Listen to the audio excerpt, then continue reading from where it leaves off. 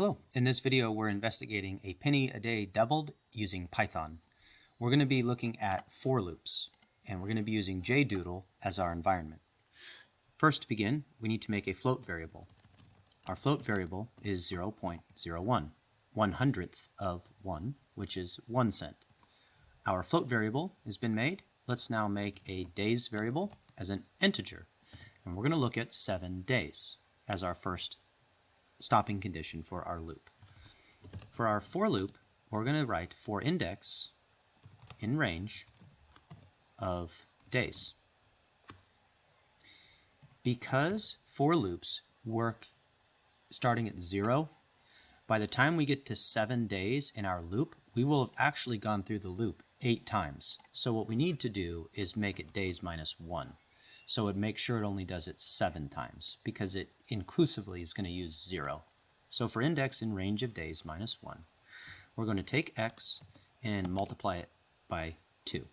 And we can do that with this multiplication operator here of times equals. You can also do x equals whatever x was times 2. We can do it both ways. Let's investigate it like this. After our loop is finished, let's print out the wage. So on the first day, they will have earned 1 penny. On the second day, they will have earned 2, and so on.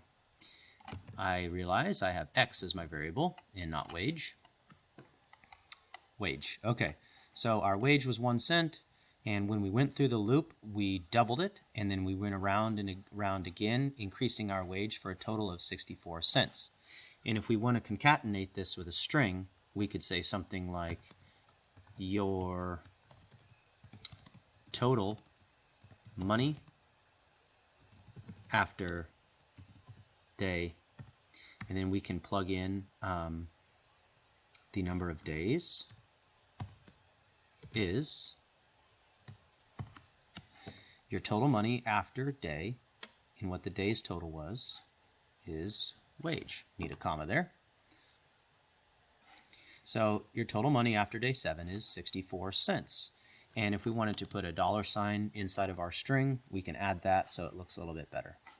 So that is for loops for penny a day doubled.